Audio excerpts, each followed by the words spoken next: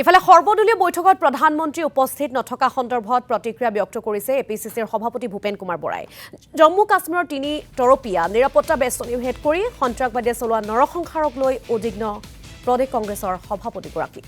পেহেলগামৰ ঘটনাক লৈ প্ৰধানমন্ত্ৰী নৰেন্দ্ৰ মোদীকো ক্ষুৰধাৰ সমালোচনা এপিচিচিৰ সভাপতিগৰাকীৰ। পাকিস্তানক যোগ্য প্ৰত্যুত্তৰ দিয়াৰো দাবী প্ৰদেশ কংগ্ৰেছৰ সভাপতি ভূপেন কুমাৰ বৰাৰ। যি ধৰণে নিশংস কাণ্ড এটা হৈ গ'ল তাত আমি দেশৰ প্ৰধানমন্ত্ৰীগৰাকীৰ যি ধৰণৰ ভূমিকা হ'ব লাগিছিলে এতিয়ালৈকে সেই ধৰণৰ ভূমিকা দেখা নাই আৰু বিৰোধী দলৰ সৰ্বদলীয় বৈঠকখন বৰ্জন কৰাটোত এটা মানুহৰ মনত সন্দেহ আৰু অবিশ্বাসৰ বাতাবৰণ সৃষ্টি হৈছে।